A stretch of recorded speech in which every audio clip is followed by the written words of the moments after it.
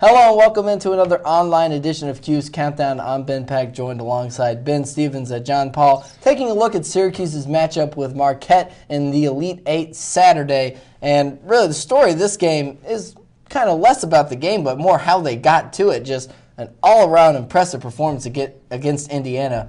What were you most impressed by? The 2-3 zone, Indiana not used to it, shut them down, held the third most prolific offense to only 50 points. And that's their lowest of the season. They averaged 80.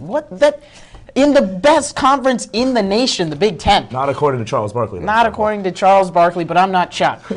But the fact that they held the best team in the best conference to that little amount of points, that's impressive from Syracuse.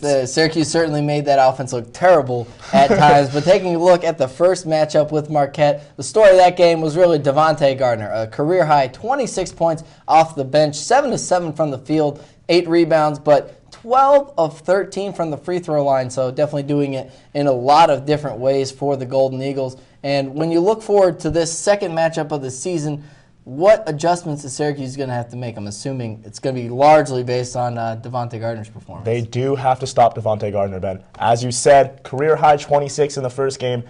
Coach Buzz Williams really loves him because he can get into the soft spots of the zone, find the best look. He's a great jump shooter for a big guy. He's deadly. Syracuse is going to have to keep him away from where he can make those plays. And Syracuse lost that first game 74-71, but Marquette in the tournament, they've had a bumpy road, impressive wins against Butler and Miami, but just barely got by Davidson. I guess good or bad, what have you seen from Marquette this year?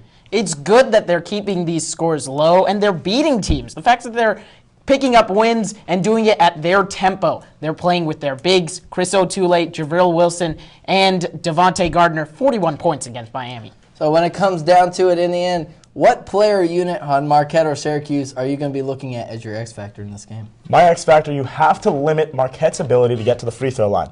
They had 35 in that first matchup against Syracuse. They made 29. They're a 73% free throw shooting team on the year.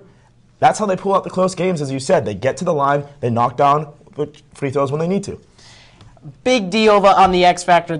Syracuse has to play at their pace. That's in transition. That's in the fast break. They need to make this a fast game if they want to win. So real quick, in the end, do you see Syracuse getting to its fourth Final Four and beating Marquette in the Elite Eight?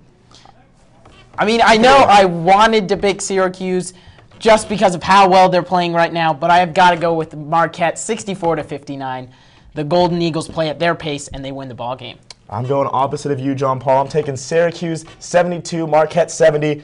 I feel that Syracuse is on a little bit of a momentum high right now. Very impressive win against Indiana. They're going to use that confidence and beat Marquette. Certainly think that if they can play like they did against Indiana, they can compete with anybody. Unfortunately, that's all the time we have here on Cuse Countdown, but be sure to check out all of our coverage at sportsblog.citrustv.net and follow us on Twitter at CitrusTV Sports as we follow Syracuse's journey through the NCAA tournament. For Ben Stevens and John Paul Chunga, I'm Ben Peck. Thanks for watching.